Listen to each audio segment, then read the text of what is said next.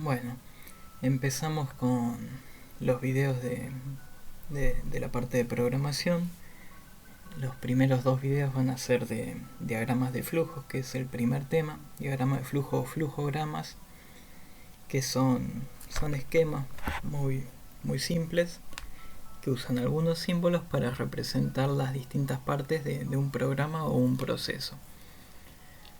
Eh, Van a ver que hay distintas formas de hacerlos porque es una metodología que se puede aplicar en distintos campos. Está más bien pensada para sistemas y para representar los procesos de un programa, pero también se puede usar para lo que uno quiera. Por ejemplo, en el CIRSOC, en lo que es ingeniería civil, van a ver en la presentación que hicimos que hay algunos ejemplos sacados del CIRSOC donde se da la instrucción de cómo elegir algo, por ejemplo, en la formulación de un hormigón, o se puede usar para distintas cosas. Básicamente es una secuencia de pasos ordenados con algunas estructuras que ahora vamos a ver.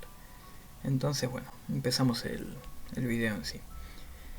Esta es una introducción y, por ejemplo, este video está hecho con programas muy simples que no tienen nada que ver con la computación en sí. Son programas tontos, triviales, hechos nada más para mostrarles cómo son los símbolos y cómo es la lógica de hacer un diagrama de flujo.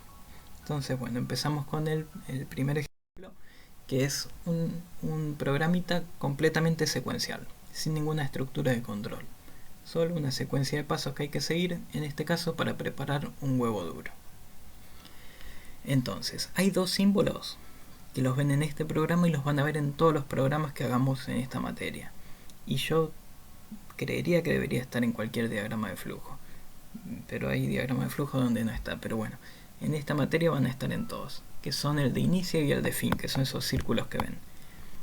En otros diagramas también se ponen, pero lo usan otra simbología, que es un rectángulo con las puntas redondeadas. Es lo mismo. Acá yo usé los círculos, pueden usar ese símbolo, es indiferente. Esos dos tienen que estar siempre. Y ahora lo que vemos es que en este programa particularmente es una secuencia de rectángulos con flechitas. En este caso, bueno, no me entró todo para abajo, así que puse algunos al costado, pero es lo mismo. O sea, después del rectángulo, flechita, apunta al siguiente y sigue así, paso por paso. Es una secuencia. No hay ni que tomar decisiones, ni ciclos de repetición, ni ninguna de esas estructuras que vamos a ver en los ejemplos siguientes. Entonces, ¿en qué consiste este programa? Este proceso es la preparación de un huevo duro. Entonces, ¿qué hay que hacer? Bueno, inicia el proceso, conseguir un huevo. Después, conseguir un recipiente que pueda someterse al fuego, ¿no? Llenar el recipiente con agua, agregarle un poco de vinagre, algunos le agregan, otros no.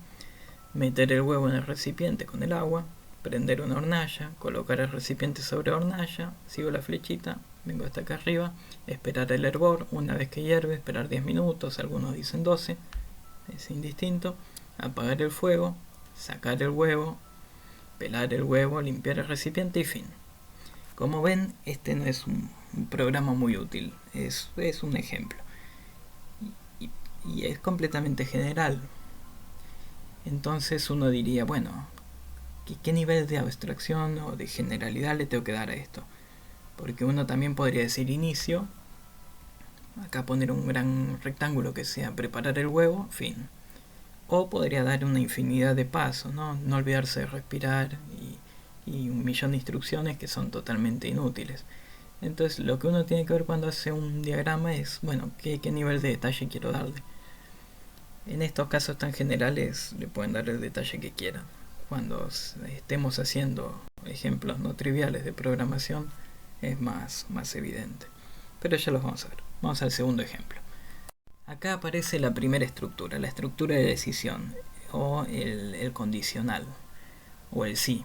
Esta es una estructura que ustedes seguramente ya usaron en Excel. En Excel muchas veces uno tiene dos celdas y quiere comparar el contenido para tomar una decisión en la tercera celda. Entonces en la tercera celda pone igual sí, abre paréntesis y compara el contenido de las otras celdas, si este es mayor a este, si este es menor a este, lo que sea, y en base a eso pone punto y coma, bueno, ¿qué va a pasar en esta celda? Una fórmula.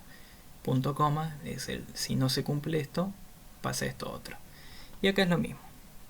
Lo que tenemos es, bueno, este es un programa para decir si ir al cine o a la plaza en función del tiempo. Entonces, como siempre, el programa tiene un inicio y un fin. Entonces, lo primero que hacemos es, bueno, en los rectángulos, no sé si lo dije antes, es una acción. Una acción. O sea, una acción, un proceso es hacer algo. Es el símbolo que da una acción. Entonces, en este caso es mirar el pronóstico del tiempo. A partir de ahí viene la estructura de decisión, que es este rombo, que siempre es una pregunta de sí o no. ¿Sí? No pregunta filosófica, es una pregunta de sí o no, cosas simples. Entonces, ¿hay lluvia pronosticada? Si la respuesta es sí, sigo la flecha que dice sí, y entonces lo que hago, si hay lluvia pronosticada, es ir al cine. ¿Y después qué hago? Sigo la flecha, volver a casa, fin del programa, se acabó. Es decir, nunca voy a haber pasado por esta parte del programa, porque esta parte es la que le correspondía a la respuesta negativa al condicional.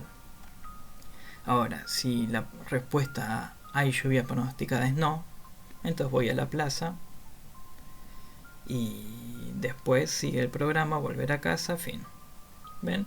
O sea, uno no pasa por todas las acciones, pasa por la que le corresponde a la respuesta de la bifurcación, es una bifurcación. Entonces, bueno, para eso sirve la estructura condicional. Te bifurca, te genera dos caminos. Si pasa algo, hago tal cosa, si no pasa, hago tal otra. Y después el programa sigue y se termina y listo. Bueno. Después, la otra estructura que se usa en programación es las estructuras de repetición. Y hay dos tipos. Un tipo son los ciclos for. For y el otro tipo es while. Son dos palabras en inglés. For se lee como para i igual a tanto hasta i igual a tanto, donde i es un contador, hacer esto. Y el while es mientras se cumpla tal condición, hacer esto otro. Entonces la diferencia básicamente es que el for se usa cuando uno sabe cuántas veces quiere hacer algo, y el while se usa cuando uno sabe hasta que se cumpla qué condición quiere hacerlo. Entonces, bueno, primero vamos a ver el for. Entonces el ejemplo en este caso, el for y el while, hay muchas maneras de representarlos en diagrama de flujo.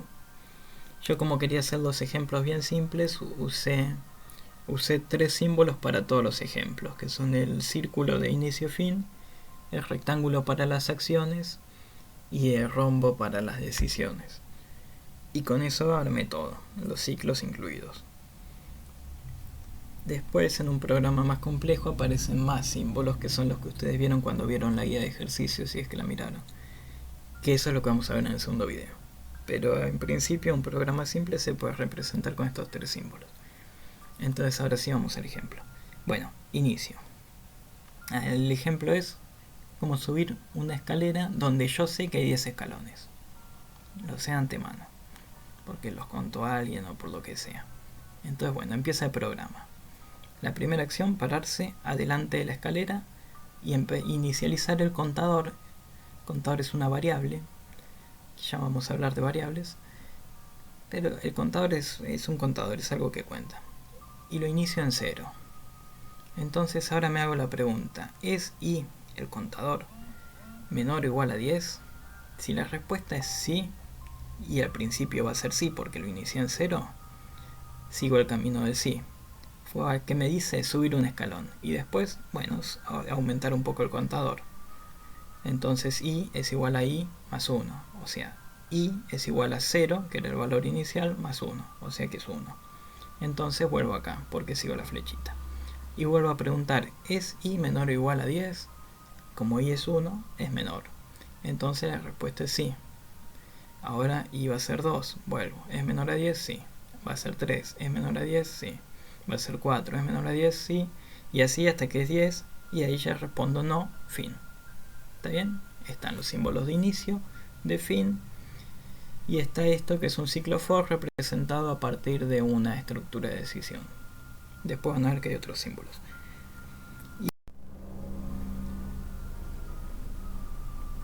Perdón, se me cortó esto y no sé si tomó lo anterior o no. Bueno, la estructura while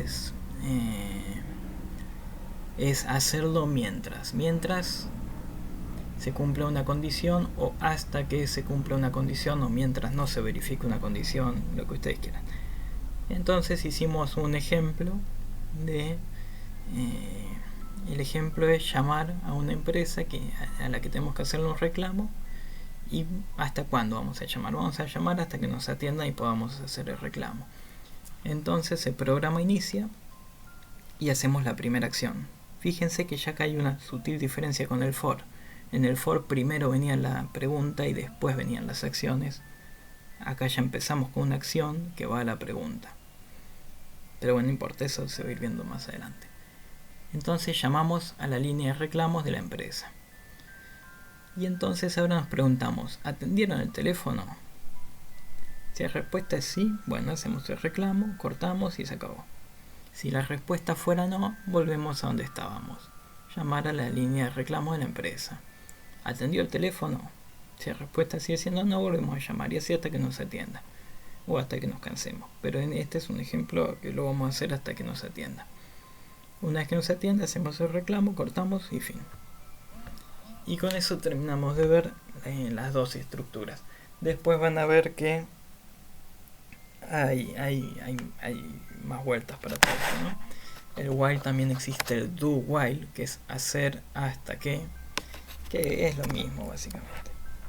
Esto de hecho sería un do while, porque primero hacemos y después ponemos la condición. En el while puro primero ponemos la condición y después hacemos, pero es básicamente todo lo mismo. Lo vamos a ver en el próximo video. Espero que les haya servido. Saludos.